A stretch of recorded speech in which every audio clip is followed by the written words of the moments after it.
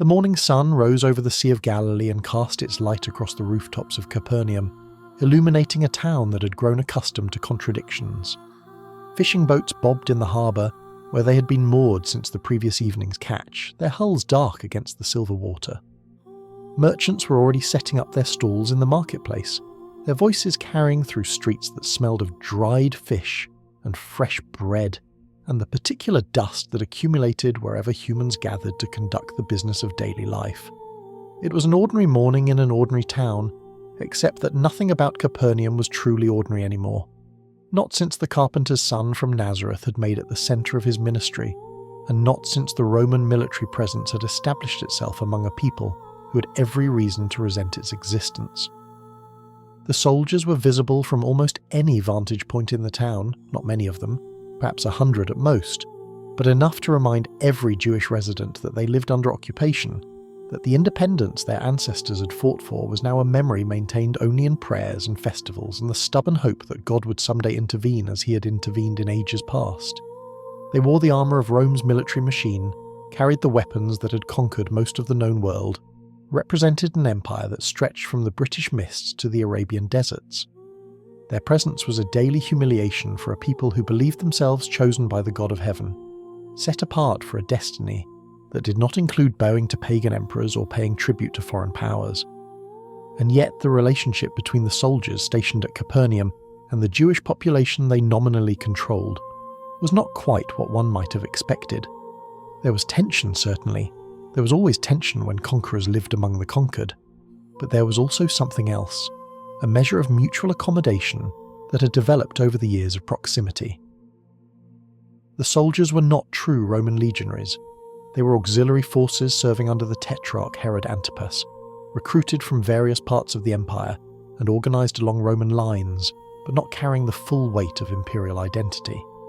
Many of them had been in Galilee for years, had learned some Aramaic, had developed relationships with local merchants and tradespeople that transcended the formal categories of occupier and occupied. They were far from Rome, far from the centres of power that determined policy, simply doing their jobs in a provincial backwater that the empire's elite rarely thought about. The centurion who commanded them was a man whose name history has not preserved, but whose faith would be remembered long after the names of emperors and kings had faded into obscurity.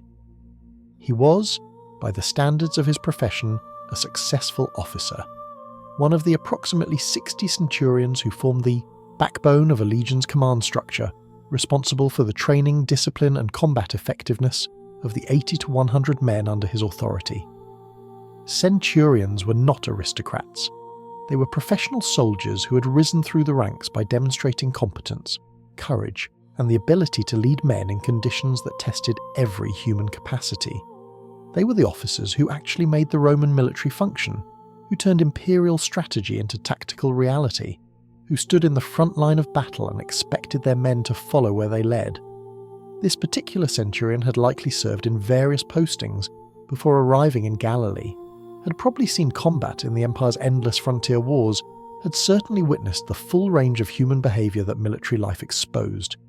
Heroism and cowardice, loyalty and betrayal, the terrible things that men did to each other when civilization's restraints were removed.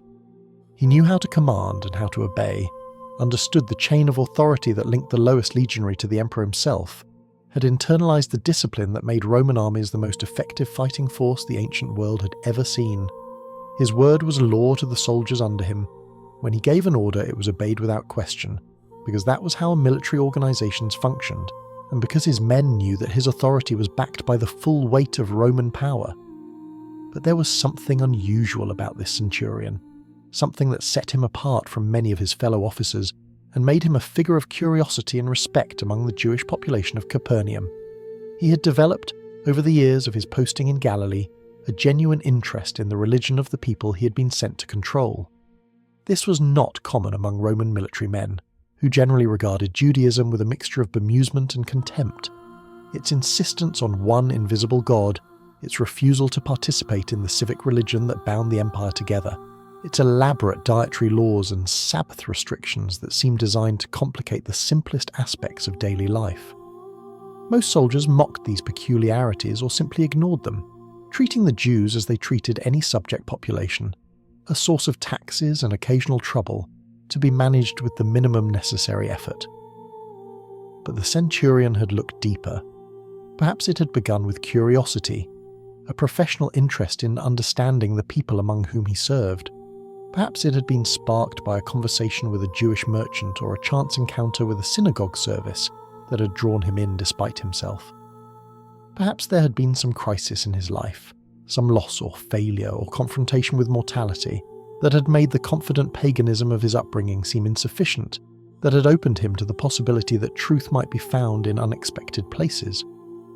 Whatever the catalyst, the centurion had moved from observation to interest to something that could only be called reverence.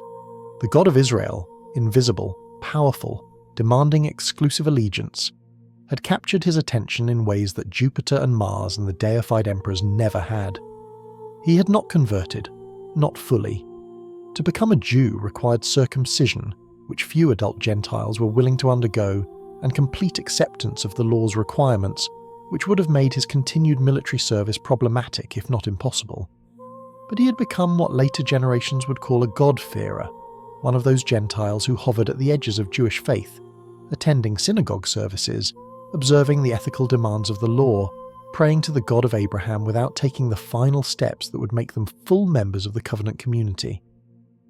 There were many such people scattered throughout the Roman world, drawn by Judaism's moral clarity and theological sophistication, attracted to a faith that offered something the empty rituals of paganism could not provide.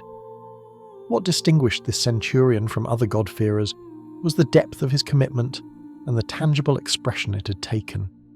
He had not merely attended the synagogue in Capernaum, he had built it. Using his own resources, and a centurion's salary was substantial, though not extravagant, he had funded the construction of the building where the Jewish community gathered to read the Torah, to pray, to maintain the traditions that defined their identity as God's chosen people. It was an extraordinary act of generosity, all the more remarkable because it came from a representative of the occupying power.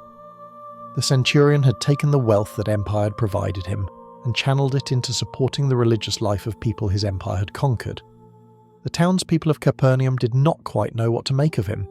He was still Roman, still a symbol of the occupation that chafed against their deepest convictions about who they were and what God intended for them. They could not fully embrace him without feeling that they were somehow collaborating with the forces that oppressed them, and yet they could not deny the evidence of his character, his fairness in dealing with disputes, his restraint in exercising the power he possessed, his genuine respect for their traditions and their God. He had not used his position to exploit them, had not enriched himself at their expense, had not treated them with the casual cruelty that characterized so many interactions between Romans and subject peoples. He was something unexpected, a good man wearing the armor of an empire they had every reason to hate. His soldiers noticed it too, this unusual quality in their commander. He demanded discipline and received it, but he led without the harshness that some centurions employed to maintain control. He treated his men as human beings rather than instruments, remembered their names and their stories, showed concern for their welfare beyond what military efficiency required. And he treated the servants in his household, those slaves and attendants who performed the domestic labour that supported his position, with a kindness that was rare in a world where slaves were property, where their lives were worth less than the cost of replacing them. One servant in particular had become, over time, something more than a mere possession to the centurion. The young man had entered his service years ago and had proven himself loyal, capable, and trustworthy beyond what duty required. In a life marked by the transience of military postings, this servant had become a constant, a presence that felt almost like family, in a profession that kept its members far from their actual families for years at a time. The centurion had found in Capernaum something he had not expected to find in a provincial posting at the edge of the empire, a place that felt like home, a community that accepted him despite his foreignness, a faith that addressed the deepest questions his soul was capable of asking. He performed his duties conscientiously, maintained the discipline his position required, represented Roman authority with the professionalism that had been instilled in him through years of training and service. But beneath the armour and the insignia, beneath the posture of command that came so naturally to him, There was a man who was searching for something more than military success could provide. A man who had glimpsed in the faith of Israel a truth that transcended the boundaries of nation and culture. A man who prayed to a God he was still learning to know. He had heard about Jesus, of course. Everyone in Capernaum had heard about Jesus. The teacher from Nazareth had made this town his base of operations, had performed healings and exorcisms that defied explanation, had taught in the very synagogue the Centurion had built, had gathered followers who believed he might be the long-awaited Messiah who would restore Israel's fortunes. The Centurion had listened to reports of these activities with the same interest he brought to everything concerning the Jewish faith. Curious, respectful, uncertain what to make of claims that seemed to exceed anything he had encountered in his religious searching. He had not sought out Jesus personally. He was, after all, a Roman officer, an outsider to the community that gathered around the rabbi. His place was at the margins, observing from a distance, supporting what he could support without presuming to belong to a people who were not his own. But circumstances were about to thrust him into direct encounter with the Galilean teacher, and what happened in that encounter would become a testimony to faith that would be remembered when the Roman Empire itself had crumbled to dust. The Centurion did not know, on this ordinary morning in Capernaum, that his life was about to change, that a crisis was approaching that would strip away all his professional competence and leave him with nothing but a desperate hope, that he would be forced to seek help from a Jewish rabbi he had never met, and that his response to that encounter would earn him a commendation from the Son of God himself. For now, he simply went about his duties, supervising his men, attending to the administrative requirements of his command, carrying the quiet faith that had grown within him through years of watching and listening and praying to a God who remained mysterious but increasingly real. The sun climbed higher over the Sea of Galilee, the town conducted its business, and the Centurion maintained the discipline that was expected of him. He did not know that before this week was over, he would teach Jesus' own followers something about faith that they had not yet learned, and that his words would echo through 2,000 years of Christian memory as an example of what it meant to truly trust in the authority of God. The soldier in a foreign land was about to discover that the God he had been seeking him as well. The illness came without warning, as the worst illnesses always do, striking in the night and advancing with a ferocity that left no time for gradual adjustment. The Centurion had returned to his quarters after the day's duties to find his household in a state of quiet panic, servants moving with the urgency of people who did not know what to do but felt compelled to do something. The young man who had served him so faithfully for years, who had become, in the strange arithmetic of military life, the closest thing to family the Centurion possessed in this distant posting, was lying on his mat, his body rigid with pain, his breathing laboured and shallow, his face bearing the grey pallor that spoke of something far more serious than ordinary sickness.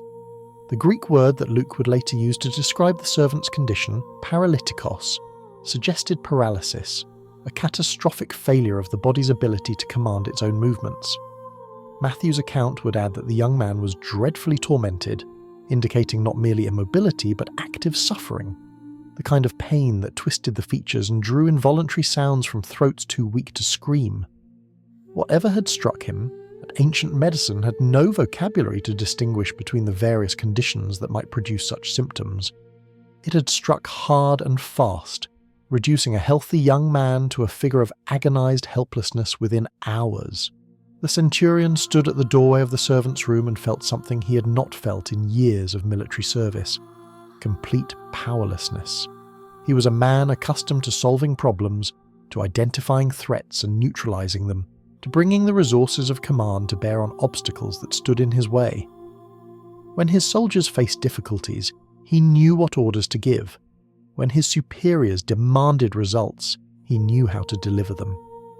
The Roman military system had trained him to assess situations, develop strategies, and execute plans with precision and determination. But there was no strategy for this. There was no order he could give that would drive the sickness from this young man's body.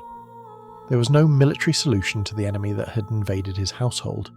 He had summoned physicians, of course, such physicians as Capernaum could provide, men who practiced the healing arts with varying degrees of skill and success. They had come and examined the servant, had applied their remedies and spoken their diagnoses, had shaken their heads with the particular gravity of medical professionals confronting conditions beyond their ability to treat. Some had suggested herbs and poultices, others had recommended prayers and offerings to whichever gods the centurion favoured. None of them had offered any real hope. The young man was dying, they implied without quite saying it directly. The centurion should prepare himself for the loss. But the centurion could not prepare himself. He could not accept with stoic resignation the death of one who had become, without either of them quite acknowledging it, something more than a servant. The Roman world was full of slaves, millions of them, captured in wars or born into bondage, performing every function from the most menial labour to the most sophisticated administrative tasks. They were property, legally speaking, with no more rights than furniture or livestock. Masters could treat them however they wished, could work them to exhaustion, could sell them or abuse them, or dispose of them when they became inconvenient. Many masters did exactly that, viewing their slaves as interchangeable units of labour to be exploited for maximum benefit and replaced when necessary. The centurion had never viewed this particular servant that way. The young man had entered his household years ago, purchased perhaps or inherited from a previous posting, the details lost now in the accumulation of time, and had proven himself valuable in ways that transcended his assigned duties. He was intelligent, capable of learning complex tasks and executing them without constant supervision. He was loyal, remaining faithful to his master's interests even when opportunities for disloyalty presented themselves. He was trustworthy, handling sensitive matters with discretion, keeping confidences, representing the centurion's household with dignity when interacting with the larger community. Over the years, a bond had developed between them that the vocabulary of slavery could not adequately describe. Luke would use the Greek word entimos to describe this servant's place in the centurion's estimation. Highly valued, precious, honourable. It was language that spoke of worth far exceeding market value, of significance that could not be measured in the currency of commercial transaction. Matthew's Gospel would use a different word, pays, which could mean either servant or child, carrying connotations of intimate relationship that went beyond the purely functional. Whatever terminology the Gospels employed, they were pointing toward a reality that the centurion himself would have struggled to articulate. He loved this young man. Not as Romans typically loved their slaves, with the affection one might feel for a useful tool or a well-trained animal, but with something approaching the love of family, the protective concern that a father might feel for a son. The nights were the worst. The centurion would sit beside the servant's mat, watching the laboured breathing, listening to the sounds of pain that emerged even from semi-consciousness, feeling his own helplessness press down on him like a physical weight. He had faced enemies in battle, had stared death in the face and refused to flinch, had accepted the risks of military life with the equanimity his profession demanded. But this was different. This was not his own death he was contemplating, but the death of one he was responsible for protecting, one who depended on him for everything, one whose suffering he would have gladly taken upon himself if such a transfer were possible. His prayers during those night watches were different from any prayers he had offered before. The formal invocations he had learned in his Roman upbringing, the carefully structured appeals to deities who were really just personified forces of nature or deified mortals, felt hollow and inadequate. He found himself speaking instead to the God of Israel, the invisible deity he had been learning to worship through his years in Capernaum, the God who was supposed to hear the cries of those who called upon him in their distress. The centurion did not know the proper formulas for Jewish prayer, did not know if a Gentile's appeals could reach the ears of a God who had chosen Israel as his special possession. He knew only that the gods of Rome had nothing to offer him, and that the God of Abraham and Moses and David was the only hope he had left. The thought of Jesus began to form in his mind during one of those desperate night watches, crystallizing from the background noise of what he had heard about the Galilean teacher into something more focused and urgent. The reports had been circulating through Capernaum for months, stories of healings that defied medical explanation, of demons driven out by a word of command, of authority over sickness and death that seemed to emanate from this carpenter's son, as naturally as light emanated from the sun. The centurion had listened to these reports with interested detachment, filing them away as information that might someday prove relevant, without expecting that day to arrive so soon or so personally. Now, sitting beside a dying servant in the small hours before dawn, he found himself wondering if the stories might be true, if the power attributed to Jesus might actually exist, if this Jewish rabbi might be able to do what physicians could not. But how could he approach Jesus? He was a Roman, a representative of the occupation that the Jewish people endured with varying degrees of resentment. He was a Gentile, an outsider to the covenant community, one of those pagans whom strict Jews avoided contact with lest they become ceremonially contaminated. He commanded soldiers who enforced the will of foreign powers, who collected taxes for a heathen emperor, who reminded the people of Israel every day that they were not free. What right did he have to seek help from a Jewish healer, to ask for the power of Israel's God to be exercised on behalf of his household?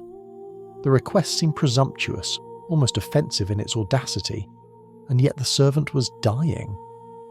Whatever social barriers existed, whatever cultural boundaries separated Roman from Jew and Gentile from covenant people, they mattered less than the life that was slipping away on the mat beside him.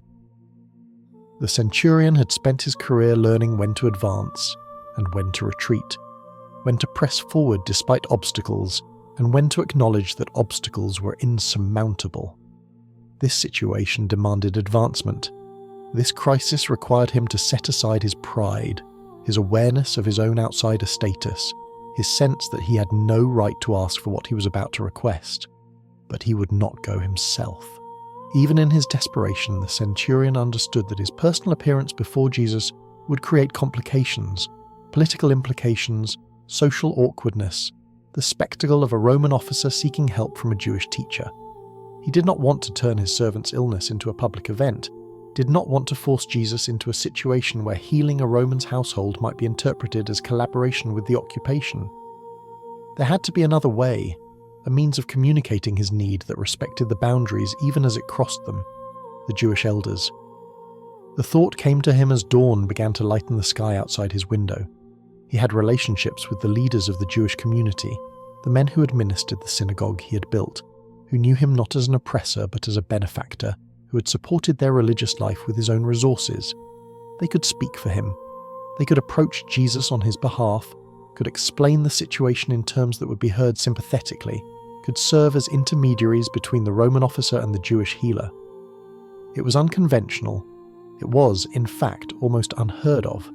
This reversal of the normal pattern where subject peoples petitioned their Roman overlords for favours. But the Centurion had never been a conventional man, and conventional approaches had already failed him. His servant was dying. His only hope lay in the hands of a teacher he had never met. And the path to that teacher led through the elders of a community that had reason to hate everything Roman, but had learned to respect him personally. He sent for them as soon as the hour was decent, these Jewish leaders who had received his generosity and witnessed his reverence for their faith. He explained the situation, the servant's illness, the failure of physicians, his hope that Jesus might be able to help. He asked them to go to Jesus on his behalf, to plead his case, to request what he felt unworthy to request in person. And he waited. The Centurion who commanded 100 soldiers, the officer who was accustomed to being obeyed without question, reduced to waiting while others carried his desperate petition to the only source of hope he had left. The soldier who had spent his life exercising authority was learning what it meant to be utterly dependent. The man who gave orders was now making requests, and the faith that had been growing quietly in his heart for years was about to be tested in ways he could never have anticipated, not by battlefield dangers or military challenges, but by the simple question of whether he believed that the God of Israel had power over the death that was claiming his servant, and whether that God might exercise that power on behalf of a Roman who had learned to love him from afar. The Jewish elders found Jesus surrounded by crowds, as he usually was in those days when his ministry in Galilee was reaching its peak. He had returned to Capernaum after delivering what would later be called the Sermon on the Mount, his voice still carrying the authority of one who had just spoken truths that would reshape human understanding of God and righteousness, and the way into the kingdom of heaven. The crowds that had followed him down from the hillside pressed around him still, hungry for more words, desperate for the healings that had become the signature of his public ministry. Into this sea of need came the elders of the synagogue, men of standing in the community, their faces bearing the urgency of the mission that had brought them. Their approach to Jesus was notable in itself. These were respected leaders of the Jewish community, men who might have been expected to view the itinerant preacher from Nazareth with skepticism or even hostility. The religious establishment had already begun to question Jesus' authority, to challenge his interpretation of the law, to murmur about the company he kept and the claims that seemed implicit in his words and actions. But these particular elders had watched Jesus teach in their synagogue, the synagogue the Centurion had built, and they had seen things there that made skepticism difficult to maintain. Whatever the larger religious authorities might think, these men had witnessed healings with their own eyes, had heard teaching that carried an authority unlike anything they had encountered in their years of studying the scriptures. They came to Jesus not as suspicious interrogators, but as men who believed he might actually be able to help. What they said on the centurion's behalf revealed how thoroughly the Roman officer had won their respect. He is worthy, they told Jesus, using language that carried weight in a culture where worth was carefully calculated according to descent, observance, and social position. A Gentile, by strict reckoning, could never be truly worthy, could never possess the covenant standing that made a person acceptable before the God of Israel. And yet these Jewish elders were declaring that this Roman centurion deserved Jesus' attention, merited his help, had earned the right to receive what he was requesting. He loves our nation, they explained, and the statement was remarkable coming from Jews describing a Roman. Their nation had been conquered by Rome, occupied by Rome, taxed and controlled and humiliated by Rome for generations. The Romans who administered this occupation were not typically known for loving the people they governed. They were known for exploiting them, for extracting wealth and compliance, for treating subject populations as resources to be managed rather than peoples to be respected. But this centurion was different. He had somehow crossed the chasm that separated occupier from occupied, and had come to genuinely care about the people among whom he served. The elders had seen evidence of this love over the years, not merely in grand gestures, but in the daily conduct that revealed what a person truly valued. And he built our synagogue, they added, and this was the concrete proof that transformed their advocacy from opinion into testimony. Buildings cost money, significant money, and the synagogue at Capernaum was no small structure. Archaeological excavations would later uncover its foundations, an impressive building that served as the centre of Jewish religious life in the town, the place where Torah was read and prayers were offered, and the community gathered to maintain its identity before God. The centurion had funded this construction out of his own resources, had provided the Jewish community with the physical space they needed to practice their faith, had used his Roman wealth to support the worship of Israel's God. The elders were not simply offering character references, they were presenting evidence of devotion that had expressed itself in tangible, costly commitment. Jesus listened to their plea, and his response was immediate. He did not hesitate, did not raise objections, did not point out the complications that might arise from a Jewish teacher entering the home of a Roman officer. "I will come and heal him," he said, or perhaps simply began walking in the direction of the centurion's quarters, his actions communicating his intention as clearly as any words could have. The elders fell into step alongside him, and the crowd that had been pressing around him followed as well, sensing that something significant was about to occur, drawn by the same instinct that always drew crowds toward displays of the power that seemed to radiate from this Galilean rabbi. The journey from wherever Jesus had been to the centurion's residence would have taken only minutes. Capernaum was a small town, its streets easily traversed on foot, its distances measured in hundreds of paces rather than miles. But those minutes were transformative for the centurion, who received word that Jesus was actually coming, that the Jewish teacher had agreed to his request and was even now walking toward his home. The news should have brought relief, should have kindled hope that help was on the way. Instead, it provoked a crisis of conscience that revealed the depth of the centurion's understanding, both of himself and of the one who was approaching. He was not worthy. The conviction struck him with the force of revelation, cutting through the desperate hope that had driven him to send the elders in the first place. He had asked Jesus to help.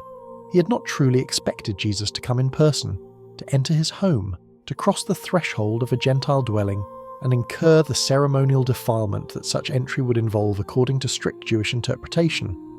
The centurion understood these matters, had studied them as part of his growing engagement with Jewish faith. He knew that many Jews would not enter the homes of Gentiles, would not eat with them or share intimate space with them, would maintain a careful separation designed to preserve the purity that covenant membership required. For Jesus to come to his home was an act of condescension that the centurion felt entirely undeserving of receiving. The feeling was not mere social awkwardness, not simply the discomfort of a host unprepared for an important guest. It was something deeper, a spiritual recognition that had been growing throughout the long night watches beside his servant's sickbed. The centurion had been praying to the God of Israel, had been reaching toward the divine presence that the Jews claimed dwelt among them in a special way. And in that reaching, he had become increasingly aware of the gap between himself and the holiness he was approaching. The unworthiness of a pagan, an outsider, a man whose hands had shed blood, and whose life had been lived in service to an empire that knew nothing of the true God. He believed that Jesus could heal his servant. He did not believe that he deserved to have Jesus enter his home to do it.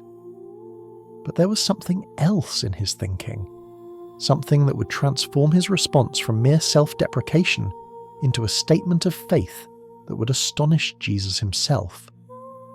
The centurion had spent his entire adult life in a system built on authority, receiving it from those above him, exercising it over those below, understanding with perfect clarity how command structures worked and what made them effective. When a superior officer gave an order, it was obeyed, not because the officer was physically present to enforce compliance, but because the authority vested in his position carried force regardless of his location. When the centurion himself gave orders to his soldiers, they obeyed instantly, without requiring him to personally supervise every action. The word of command was sufficient. The authority behind the word made physical presence unnecessary. As he thought about Jesus approaching his home, the centurion found himself applying this military understanding to the situation he faced. If Jesus truly possessed authority over sickness and death, and the reports from Capernaum consistently indicated that he did, then why would he need to be physically present to exercise that authority? If a centurion's word could command soldiers to go and come, to act and refrain from acting, across distances and without direct supervision, could not Jesus' word command disease with equal effectiveness? The power was not in the proximity, the power was in the authority. And if Jesus had authority over illness, that authority did not diminish with distance. The insight was profound, more profound than the centurion himself may have fully realized. He was not simply making a practical suggestion about how Jesus might accomplish the healing more efficiently. He was articulating a theology of divine authority that went beyond anything the crowds following Jesus had yet grasped. The Jews who sought healing typically wanted touch, wanted presence, wanted Jesus to lay his hands on the sick and speak his words over them directly. They thought of healing power as something that required physical proximity, that flowed through contact, that diminished when the healer was absent. The centurion understood something different, that true authority transcended physical limitations, that the word of one who possessed genuine power carried that power wherever it was directed, that Jesus could speak a command in the street and have it obeyed in a sick room he had never entered. He could not let Jesus reach his home without communicating this understanding. The social implications of a Jewish rabbi entering a Gentile house, the ceremonial complications, the sense of his own unworthiness, all of these were real concerns, but beneath them lay this deeper conviction that Jesus did not need to come in order to heal. The centurion would spare Jesus the trouble of the visit, would relieve him of whatever defilement entering a pagan dwelling might incur, and would demonstrate in the process a faith that asked for nothing more than a word. Just one word, spoken from wherever Jesus happened to be, directed toward a servant dying in a room Jesus had never seen. That would be enough. If Jesus truly was who the centurion was beginning to believe he was, that would be more than enough. He sent friends this time, not the Jewish elders who had carried his initial request, but members of his own household, people who could speak for him with the intimacy of those who knew him well. They hurried through the streets of Capernaum seeking to intercept Jesus before he reached the centurion's residence, carrying a message that would soon become one of the most celebrated statements of faith in the entire gospel record. The centurion had found words for what he believed. Now those words were about to reach the ears of the one he believed in, and the response they provoked would confirm that his faith had seen something true, something that many who had walked with Jesus for months had not yet perceived, something that a Roman soldier had grasped from the margins of a faith that was not originally his own. The friends intercepted Jesus while he was still in the street, still making his way toward the centurion's residence with the crowd pressing around him and the Jewish elders walking alongside. They delivered their message with the urgency of those who understood that time was precious, that a man was dying, and another man's soul was wrestling with realities that transcended the immediate crisis. The words they carried were the centurion's own, crafted with the precision of a military commander who understood that every word in an important communication must carry its proper weight. "Lord, do not trouble yourself, for I am not worthy to have you come under my roof." The address was striking in itself. The centurion had chosen the Greek word kyrios, Lord, a term that could mean simply sir in polite address, but that carried far deeper resonances when directed toward one believed to possess divine authority. The Jews used this word to translate the sacred name of God when they read their scriptures aloud, substituting Kyrios for the unpronounceable name that Moses had received at the burning bush. Whether the centurion intended all these connotations or simply reached for the most respectful title he could imagine, the word positioned Jesus as one worthy of the highest honour, one whose authority exceeded anything the Roman chain of command could bestow. "I am not worthy." The confession emerged from a soul that had spent the long night hours contemplating its own standing before the holy God of Israel. The centurion was not engaging in false modesty, not performing the ritual self-deprecation that social conventions sometimes required. He was articulating a genuine spiritual perception, the recognition that he, a Gentile, a pagan by birth, a servant of an empire that knew nothing of the true God, had no claim on the attention of one who represented that God's presence and power. The worthiness that the Jewish elders had attributed to him, "He is worthy, for he loves our nation and built our synagogue," was not a worthiness the centurion himself could claim. Whatever he had done, however much he had given, he remained an outsider to the covenant, one whose good deeds could not purchase the standing that only grace could provide. "Therefore I did not presume to come to you myself." Here was the explanation for his indirect approach, his decision to send elders and then friends rather than appearing before Jesus in person. It was not merely social calculation or cultural sensitivity that had kept him at a distance. It was the deep conviction that he had no right to approach, no standing that would justify presenting himself before one so holy. The centurion had commanded men for years, had walked into the presence of tribunes and legates, and perhaps even higher officials without hesitation, had carried himself with the confidence that his rank and his record entitled him to whatever audience he sought. But this was different. This was not a matter of military protocol or social hierarchy. This was a sinner approaching holiness, an unclean outsider seeking the attention of Israel's God, and the centurion could not bring himself to presume upon a welcome he was not certain he deserved. And yet he had asked for help. He had sent the elders, had made his request known, had dared to hope that Jesus might exercise power on behalf of his dying servant.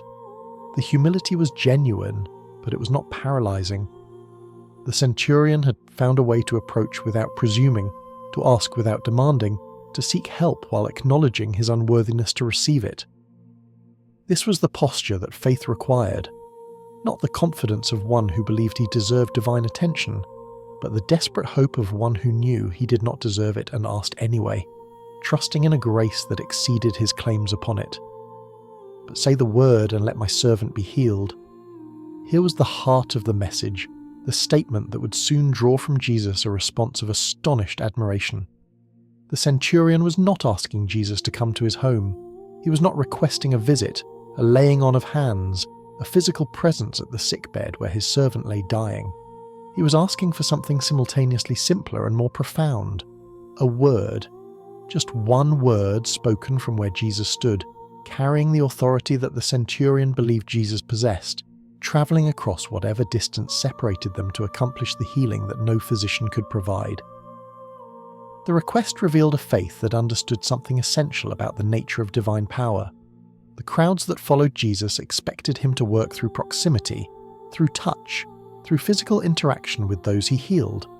They had seen him lay hands on the sick, had watched him take the hands of fevered women and lift them to health, had observed healings that seemed to require his bodily presence at the site of suffering.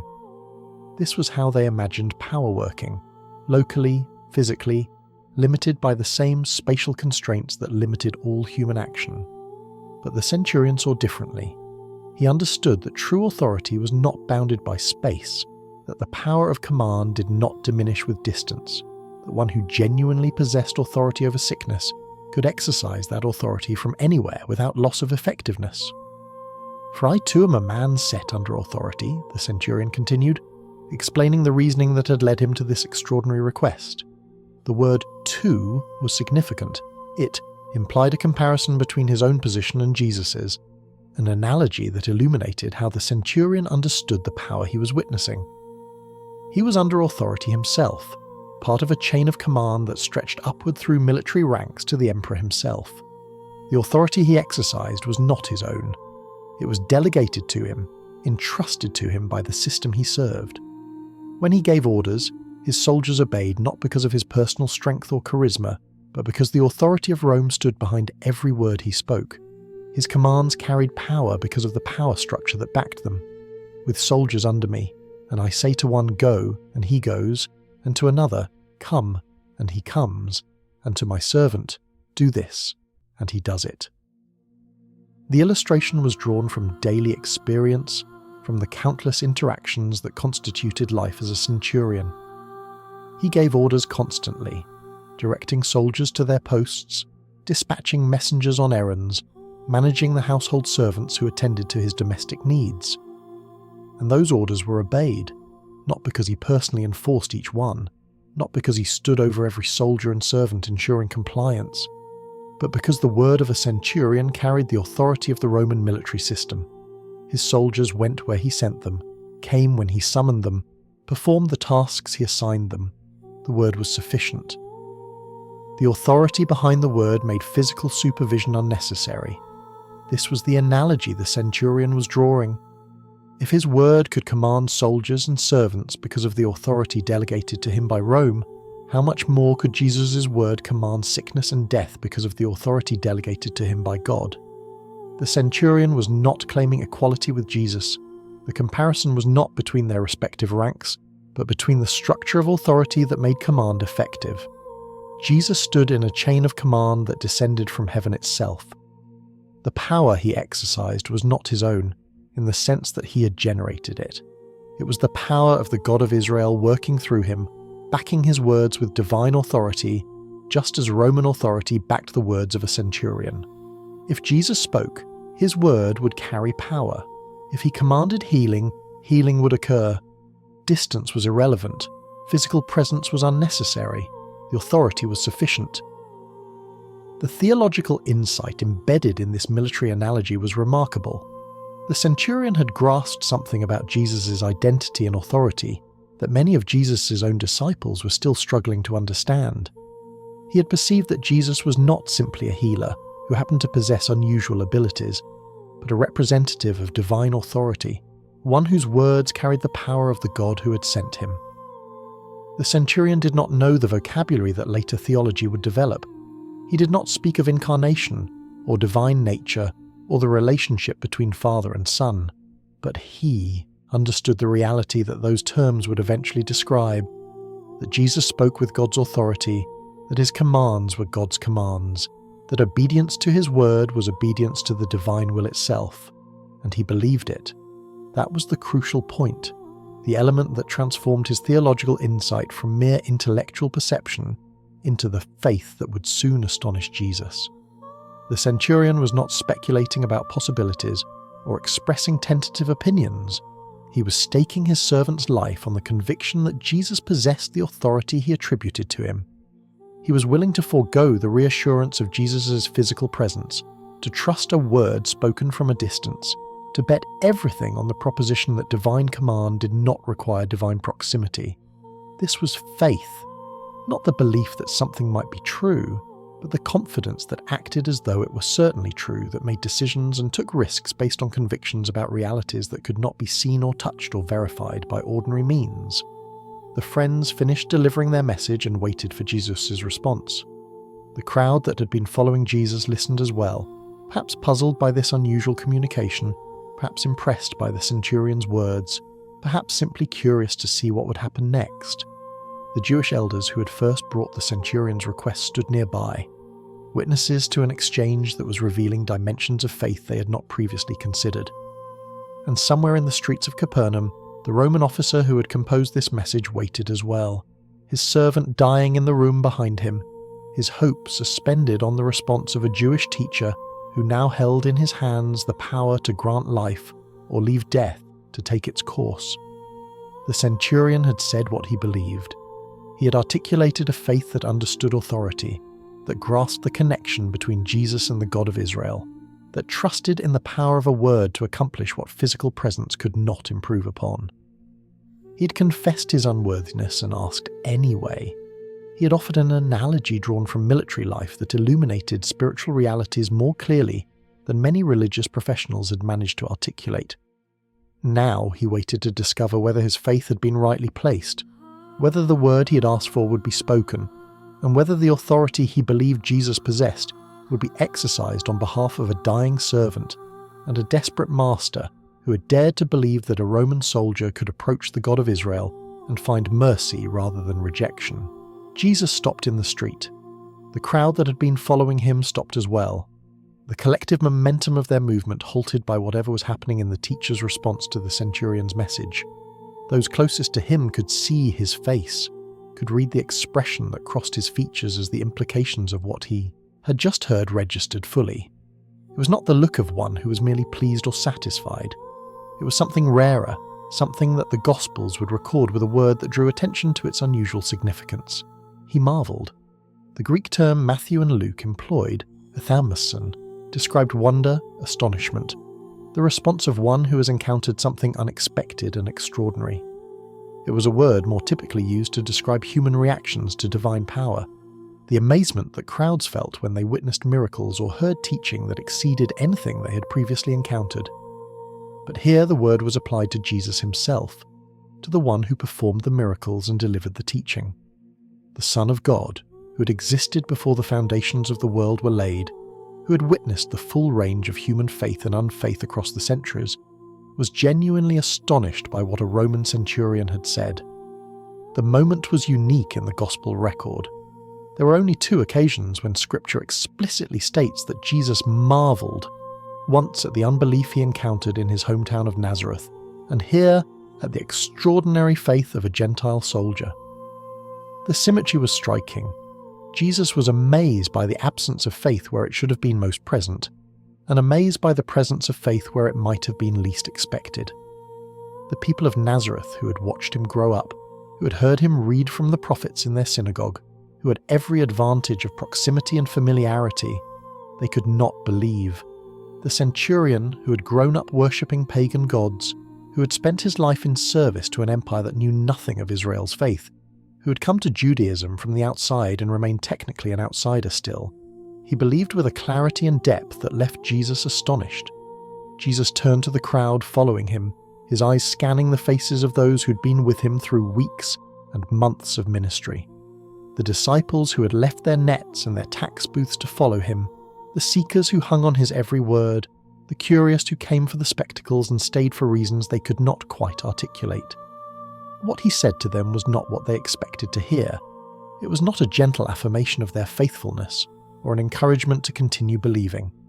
It was a comparison that placed them unfavourably against a Roman soldier, a statement that would have stung those who heard it, and that would echo through centuries of reflection on what faith actually meant. I tell you, I have not found such great faith even in Israel. The words landed with the force of revelation, exposing assumptions that Jesus' Jewish followers had carried without examining them. They were the chosen people, the descendants of Abraham, the inheritors of covenant promises that stretched back millennia. They had the law and the prophets, the temple and the synagogues, the accumulated wisdom of generations who had walked with God and learned his ways. They had every advantage that religious heritage could provide, every resource that should have cultivated faith to its highest development. And yet here was their teacher, the one they believed to be the Messiah, telling them the Gentile, a Roman, an outsider, one who had none of their advantages, had demonstrated faith exceeding anything he had found among them. The statement was not merely a compliment to the centurion. It was a rebuke to Israel, or at least an observation about Israel that carried the weight of rebuke. The covenant people, who should have recognized divine authority when it appeared among them, who should have been the first to trust the words of the one sent from God, were being surpassed by those who came to faith from outside the covenant, who approached God's presence without the confidence of belonging, who believed with the humble desperation of those who knew they had no claim to the mercy they sought. The centurion's faith was great not because of the theological sophistication it displayed, though it was remarkably sophisticated, but because it trusted completely, asked for nothing more than a word, and was willing to stake everything on the conviction that Jesus' authority was real and effective. Matthew's Gospel would record that Jesus expanded on this observation with words that opened a vista onto the future of God's redemptive purposes. I tell you, many will come from east and west and recline at table with Abraham, Isaac, and Jacob in the kingdom of heaven, while the sons of the kingdom will be thrown into the outer darkness. The statement was prophetic, anticipating the ingathering of Gentiles that would characterize the age to come, when the gospel would spread beyond Jewish boundaries to embrace the nations that had never known the covenant but would respond to its fulfillment with faith that shamed those who had always possessed it. The centurion was not merely an individual exception to the pattern of Jewish priority.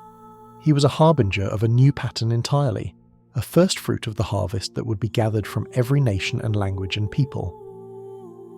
But for now, in this moment in the streets of Capernaum, there was a servant dying and a centurion waiting and a word that needed to be spoken. Jesus had marvelled at the faith that had been demonstrated. Now he would honour that faith with the response it had requested. He did not continue walking toward the centurion's house. He did not insist on physical presence despite the centurion's demurral. He accepted the terms of faith that the centurion had established, agreed to work within the framework of trust that had been articulated, and spoke the word that would cross the distance between them, carrying the authority of heaven itself.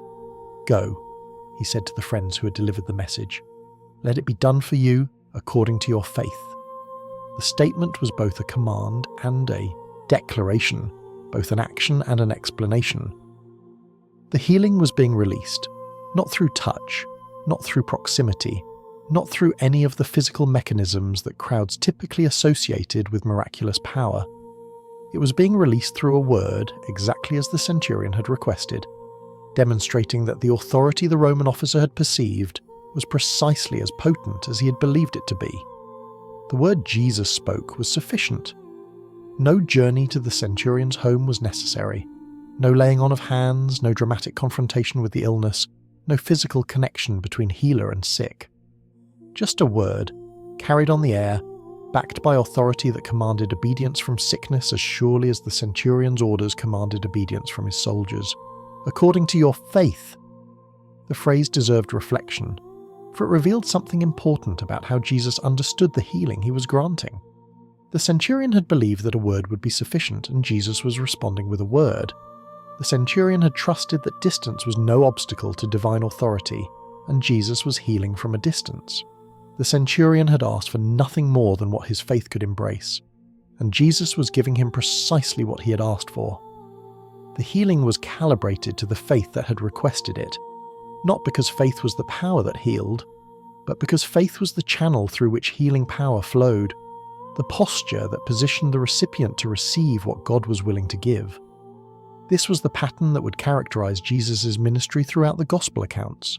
Faith opening doors that doubt kept closed, trust creating space for divine action that skepticism prevented.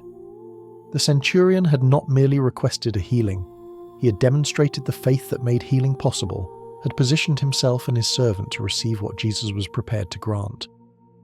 His understanding of authority had not been wrong, his analogy had not been misguided. He had seen correctly, believed accordingly, and was now receiving the response that his faith had made possible. The friends turned to carry the news back to the centurion, not merely that Jesus had agreed to heal, but that the healing had already been spoken into existence, that the word had gone forth, and the authority had been exercised, and the servant who had been dying was even now being restored to health. They hurried through the streets of Capernaum, carrying a message even more remarkable than the one they had brought, witnesses to an exchange that would be remembered long after all the other conversations of that day had faded into oblivion. The crowd that had followed Jesus began to disperse, their minds full of what they had witnessed, their hearts stirred by the words that had been spoken about faith and Gentiles in the kingdom of heaven. The Jewish elders who had first brought the centurion's request walked away as well, perhaps troubled by the comparison Jesus had drawn, perhaps impressed by the faith of the man they had advocated for, certainly aware that something significant had occurred in this encounter between the Galilean teacher and the Roman soldier who had never met face to face.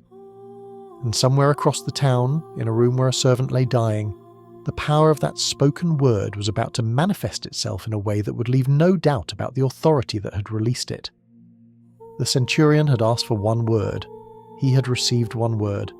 And that word was carrying healing across the streets and walls and distances that separated Jesus from the one who needed healing, proving that faith had not misplaced its trust, that divine authority was exactly as effective as the centurion had believed it to be.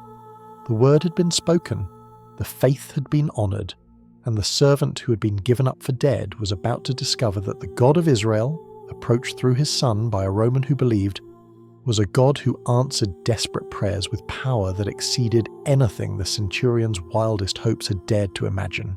The centurion waited in his quarters, the silence pressing against him with the weight of suspended time. He had sent his friends with the message that had emerged from his deepest convictions, the words that articulated what he believed about Jesus and authority and the power of divine command. Now there was nothing to do but wait. Wait for the friends to return. Wait for news of Jesus' response. Wait to learn whether his faith had been rightly placed, or whether he had presumed too much in asking for a word when others sought a presence. The servant lay in the adjoining room, his breathing still laboured, his body still gripped by whatever illness had struck him down, the battle between life and death still apparently undecided. The centurion did not know the precise moment when the healing occurred. He was not watching when colour began to return to the young man's face, was not present when the rigid muscles began to relax and the tortured breathing began to ease. The miracle happened in the quiet of that sick room, invisible and instantaneous, the authority of a word spoken in the street reaching across the distance to accomplish what proximity could not have made more certain. One moment the servant was dying, his body surrendering to forces that no physician could counteract. The next moment, though the centurion would not know it until afterward, the dying had stopped, reversed by a power that operated outside the normal constraints of space and causation. The servant opened his eyes. The ceiling above him, which had been a blur of shadows and pain for days now, came into focus with a clarity that seemed almost unnatural. He drew a breath, and the breath came easily, filling lungs that had been struggling to function, expanding a chest that had been constricted by suffering. He moved his hand, then his arm, then attempted to sit up, and found that his body responded to his will with a fluidity that seemed impossible, given what he had been experiencing only moments before. The paralysis was gone. The torment was gone. The illness that had been claiming his life had released its grip completely, leaving him not merely stable but restored, not merely alive but well. He did not understand what had happened. He knew only that he had been dying, had felt death approaching with the certainty that comes to those who can no longer deceive themselves about their condition. And now he was not dying anymore. The reversal was too complete, too sudden, too thorough to be explained by any natural process. This was not the gradual improvement that sometimes marked the turning point in an illness, the slow gathering of strength that indicated the body was winning its battle against disease. This was transformation, instantaneous and total, as if a command had been issued that his body could not disobey. The centurion heard movement from the sick room, sounds that should not have been possible, sounds that indicated activity where there should have been only stillness and laboured breathing. He rose from where he had been waiting, his heart suddenly pounding with a hope he had not allowed himself to fully embrace, his feet carrying him toward the room where his servant had been dying.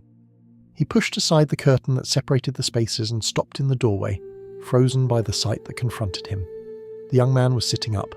His eyes were clear, his face had lost the grey pallor of approaching death, his breathing was easy and regular.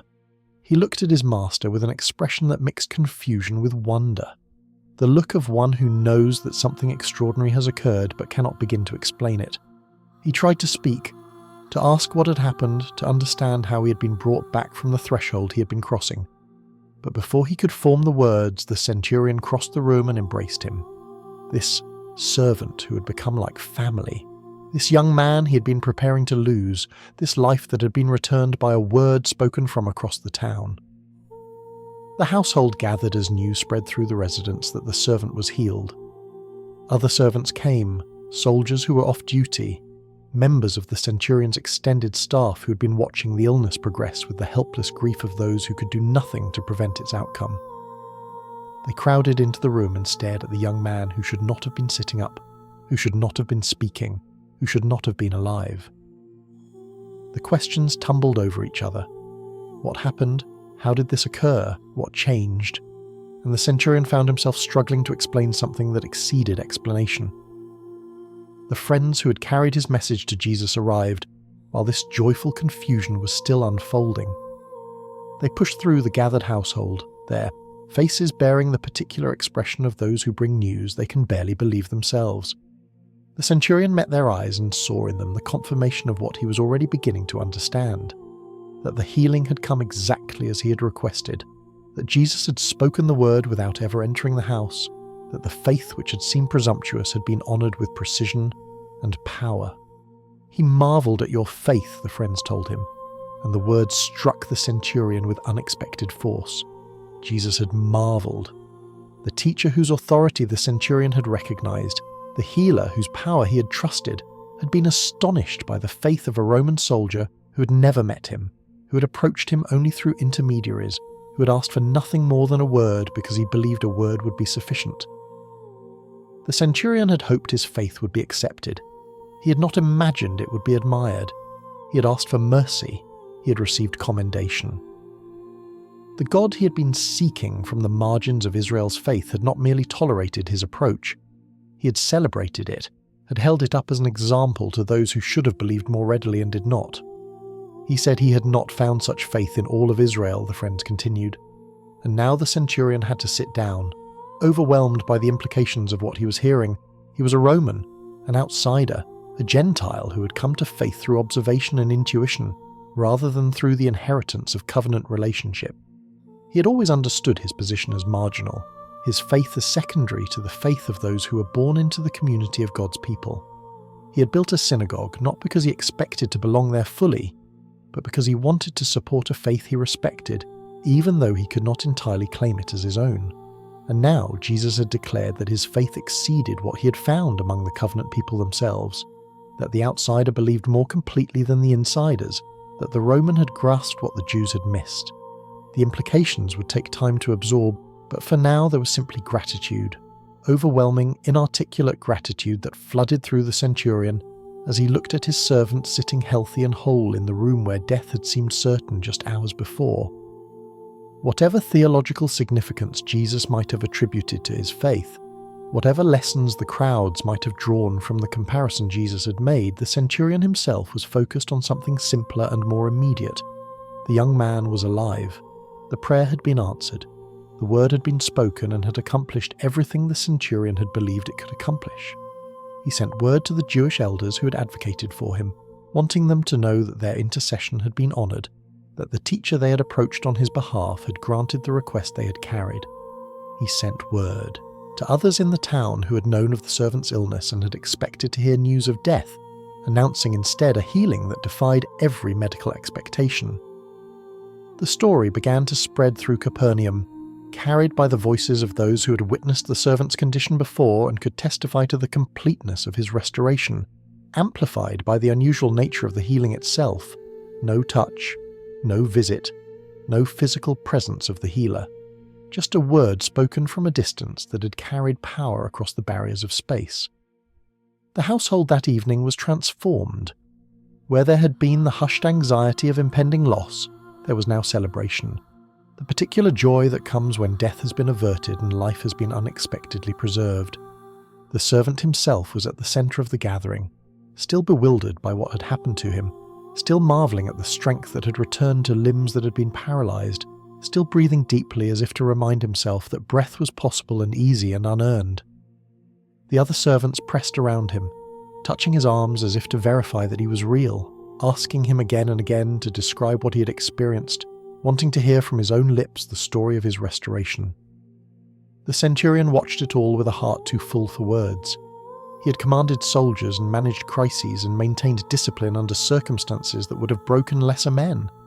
He had cultivated a stoic exterior that befitted his rank, an emotional control that his profession demanded.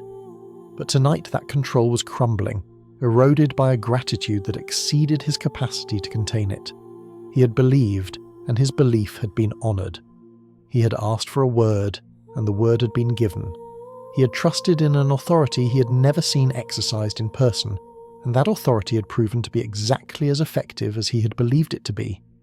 In the days that followed, the ripples of that miracle spread outward through Capernaum and beyond. Roman soldiers who had watched their commander maintain his quiet faith now heard what that faith had accomplished, and some of them began to wonder if the God of the Jews might be more than the provincial deity they had dismissed.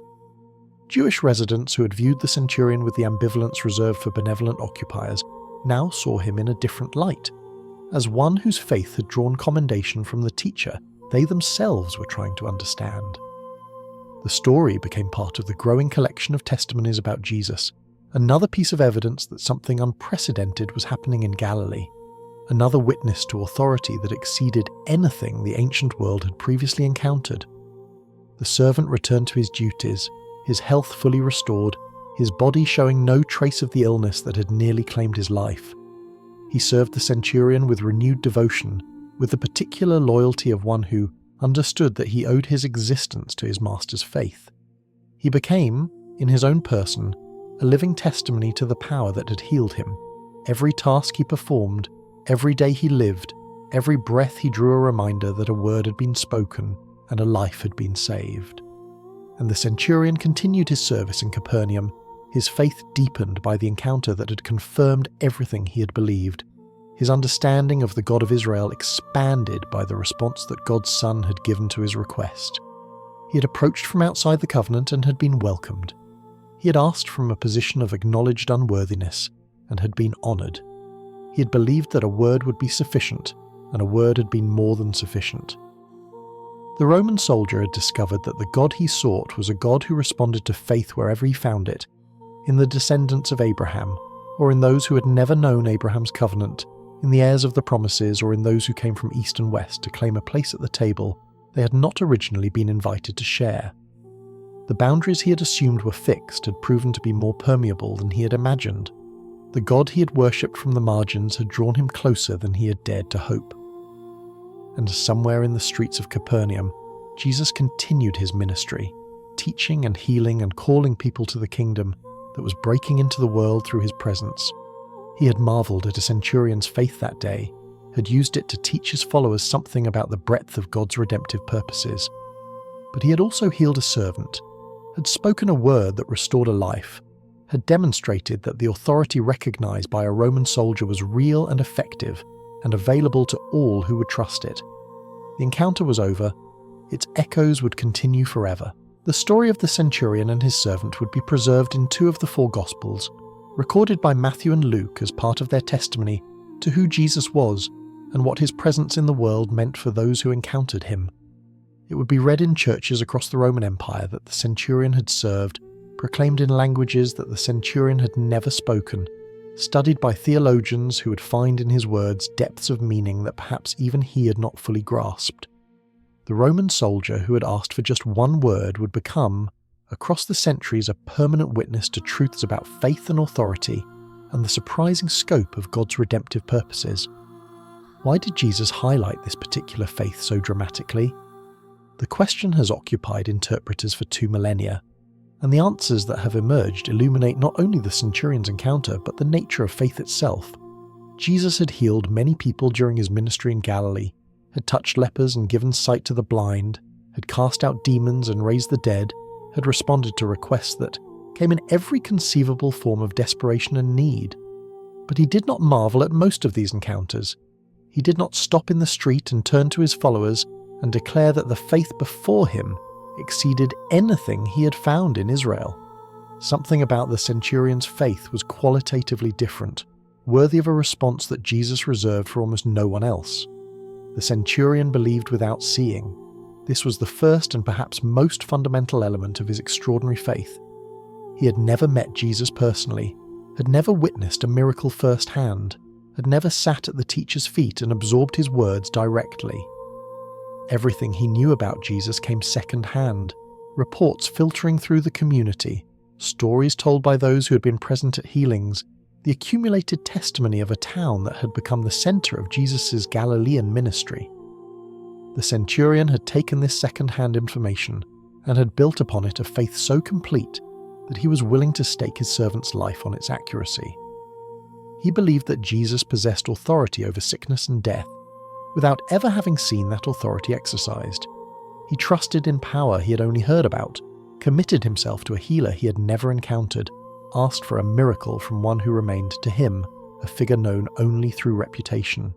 This was precisely the kind of faith that would be required of all who came after, all who would never walk the roads of Galilee with Jesus, never hear his voice with their physical ears, never watch him stretch out his hand and heal the sick. The centurion stood as a prototype of every believer who would trust in a Christ they had not seen, who would commit their lives to a Lord known only through the testimony of others, who would stake everything on the reliability of a word passed down through generations. Blessed are those who have not seen and yet have believed, Jesus would later say to Thomas after the resurrection. The centurion had demonstrated that blessedness before the resurrection ever occurred had shown what it looked like to trust without the verification that physical presence might have provided. The centurion understood authority. This was the second element that distinguished his faith from the faith of so many others who sought Jesus' help. He did not think of healing power as a kind of magical energy that required proximity to be effective. He did not imagine that Jesus needed to be physically present, needed to touch the sick or speak over them directly, needed to be in the same room or even the same building as the one who needed healing. He understood that true authority transcended spatial limitations, that the word of one who genuinely possessed power carried that power wherever it was directed. His military experience had taught him this principle in a human context. His faith applied it to a divine one. Jesus operated within a chain of command that descended from heaven itself. His words carried the authority of the God who had sent him. When he spoke, creation obeyed, not because he was physically present to enforce compliance, but because his authority was real, and his commands were backed by power that did not diminish with distance. This understanding of authority pointed toward truths about Jesus' identity that many of his closest followers were still struggling to grasp. The disciples who had left everything to follow him still sometimes wondered who he was, still questioned whether he could be trusted when storms arose and circumstances turned threatening. They believed in him, but their belief was often tentative, frequently shaken, dependent on the reassurance that his physical presence provided. The centurion from outside the circle of discipleship had grasped something essential, that Jesus was not merely a wonder worker who happened to possess unusual abilities, but a representative of divine authority whose words carried the weight of heaven itself. He had perceived, through the lens of military command, a theological reality that exceeded anything his pagan background had prepared him to understand. The centurion approached with humility. This was the third element of his faith, and perhaps the one that most deeply impressed Jesus. He did not come demanding, did not assert rights, did not presume upon any standing that might have entitled him to favourable treatment. He was a Roman officer with soldiers under his command, a man accustomed to giving orders and having them obeyed, a representative of the most powerful empire the world had ever seen. He could have approached Jesus with the confidence of one whose position demanded respect, could have requested healing as something owed to a benefactor who had built the local synagogue, could have leveraged his status in a dozen ways that might have seemed natural to someone of his rank. Instead, he declared himself unworthy to have Jesus enter his home, unworthy to approach Jesus in person, unworthy of the attention he was requesting. The Roman who commanded centurions and soldiers prostrated his soul before a Jewish rabbi who had nothing, by worldly measures, that should have impressed a military professional. This humility was not self-hatred or false modesty. It was accurate self-assessment in the presence of holiness, the recognition that all human standing, even the standing of a respected Roman officer, was nothing before the majesty of the God of Israel. The centurion had spent enough time observing Jewish faith to understand something about the holiness it proclaimed, the gap between the Creator and creation that no human achievement could bridge. He came to Jesus not as one who deserved help, but as one who desperately needed it, not as a benefactor calling in favours, but as a beggar hoping for mercy.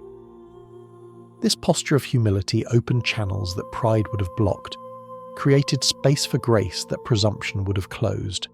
Jesus responded to the centurion's faith precisely because that faith was humble, because it came with open hands rather than clenched fists, because it asked without demanding and trusted without presuming. The centurion loved across boundaries. This was the fourth element that gave his faith its distinctive character. He loved his servant with a depth that transcended the normal categories of Roman society, where slaves were property and their welfare was a matter of economic calculation rather than emotional investment. He loved the Jewish nation among whom he served, had expressed that love in tangible ways through the construction of their synagogue and the respect he showed for their traditions. He loved the God of Israel, though that God was not the God of his fathers, though approaching that God required crossing cultural boundaries that most of his fellow Romans would never have contemplated crossing. The centurion's life was marked by loves that exceeded the limits others observed, by connections that bridged gaps others kept firmly in place. This capacity for boundary-crossing love made him a symbol of something larger than his individual story. Jesus had come not only for the lost sheep of Israel, but for a world that would be gathered from east and west, north and south, to share in the feast of the kingdom. The centurion represented that wider world, the Gentiles who would hear the gospel and believe, the outsiders who would become insiders, the distant ones who would be brought near through a faith they had not inherited but had chosen. When Jesus marvelled at the centurion's faith and declared that many would come from the ends of the earth to recline with Abraham, Isaac and Jacob, he was using this Roman soldier as an illustration of the redemptive purposes that would soon burst the boundaries of Jewish particularity and embrace all nations. The words the centurion spoke have echoed through 2,000 years of Christian memory, woven into the liturgy of churches around the world, repeated by countless believers as they prepare to receive the sacrament of communion. Lord, I am not worthy to have you come under my roof, but only say the word, and my soul shall be healed. The prayer has been adapted from the centurion's original request, transformed from a petition for physical healing into a confession of spiritual need, but its essential posture remains unchanged. Those who speak these words are placing themselves in the centurion's position, acknowledging unworthiness, trusting in authority, believing that a word from Christ is sufficient for whatever healing the soul requires. The phrase, "only say the word," has become a shorthand for a particular kind of faith, the faith that trusts divine authority without requiring divine presence, that believes in power without demanding proof, that rests in a word when others might require a touch. It is faith that understands the gap between creator and creature and does not presume to close that gap through human effort. It is faith that approaches God with humble confidence, knowing that it deserves nothing, and yet trusting that grace is available for those who ask. It is faith that takes Jesus at his word, that believes his promises without requiring verification, that acts on convictions about realities that cannot be seen, or measured or confirmed by ordinary means. The centurion's story invites reflection on where such faith grows and how it develops. He had not been raised in the faith of Israel, had not learned the scriptures from childhood, had not been formed by the disciplines of Jewish piety. His faith had grown from observation, from curiosity, from a hunger that the gods of Rome could not satisfy. He had watched the Jewish community worship their invisible God, and had found in their devotion something that resonated with needs he had not known he possessed. He had listened to their stories of divine intervention, of seas parting and walls falling and prophets speaking truth to power, and had begun to believe that such a God might actually exist, might actually be worth knowing, might actually respond to those who sought him with sincere hearts. This path to faith was unconventional, but it was not illegitimate. The The centurion demonstrated that God could be found by those who sought him from outside the normal channels, that faith could develop in unexpected places and take root in unpromising soil. His story stands as an encouragement to all who come to God from backgrounds that might seem to disqualify them. Those raised in other religions or no religion at all, those whose lives have been marked by experiences that seem incompatible with faith, those who feel themselves outsiders to the community of believers and wonder whether they could ever truly belong. The centurion belonged. The outsider was welcomed. The Gentile was commended. The boundaries that seemed fixed proved permeable to faith that was humble and genuine. The servant who was healed has no voice in the gospel narratives. He remains a silent figure, the object of his master's concern and Jesus' power, but never a speaker in his own right. Yet his restored life testified to truth that words could not have conveyed more eloquently. He was living proof that Jesus' authority was real, that a word spoken from a distance could accomplish what proximity could not have improved upon, that the power the centurion believed in was power indeed. Every day he continued to live and serve was a day that confirmed the centurion's faith, that vindicated his trust, that demonstrated the reliability of the word that had been spoken on his behalf. The story ends quietly, as stories of faith often do. There is no record of what happened to the centurion after this encounter, whether he continued his service in Capernaum, whether he eventually became a full convert to the faith he had approached from the margins, whether he was among those who heard the gospel, proclaimed after Pentecost and recognized in its message the same authority he had encountered in Jesus' word. History does not preserve his name or trace his subsequent journey. He appears in the gospel narrative for this single episode and then disappears, leaving behind only the testimony of a faith that had amazed the Son of God. But the faith itself did not disappear. It was recorded, preserved, transmitted across generations, held up as an example for all who would follow. The centurion's words have been spoken by emperors and peasants, by scholars and children, by believers in every nation and language and culture that the gospel has reached. Lord, I am not worthy, but only say the word. The prayer continues, the faith it expresses continues, the trust in divine authority that a Roman soldier articulated in a Galilean street continues to shape the approach of those who come to Jesus, seeking help they cannot provide for themselves. The centurion asked for one word, and one word was sufficient. He believed that Jesus' authority did not require his presence, and his belief was vindicated. He confessed his unworthiness and discovered that unworthiness was no barrier to grace. He loved across boundaries that others kept firmly in place, and his boundary-crossing love opened a door through which countless Gentiles would eventually walk. Faith often grows in quiet places, in hearts that no one considers particularly promising, in seekers who approach from directions that tradition does not anticipate. The centurion grew his faith in the margins of a religion that was not his own, nurtured it through observation and reflection, brought it to maturity in a crisis that forced him to decide what he actually believed. His faith was not impressive by external measures. He held no religious office, possessed no theological credentials, had no standing in the community whose God he was learning to worship. But his faith was real, and it was deep, and when it was tested by desperate circumstances, it proved equal to the test. And sometimes, a single word from God is enough. This is the testimony the centurion left for all who would come after him. The power that heals does not require elaborate rituals or dramatic interventions. The authority that commands creation does not diminish with distance. The word that goes forth from the mouth of God accomplishes what it is sent to accomplish, reaching across whatever gaps separate the speaker from the hearer, carrying power that does not depend on proximity for its effectiveness. The centurion understood this, believed it, staked everything on it. And his servant rose from a bed of death because a word had been spoken, and that word was sufficient. Lord, I am not worthy, but only say the word. The prayer of a Roman soldier has become the prayer of the church, the confession of unworthiness, and the trust in authority that opens the door to grace.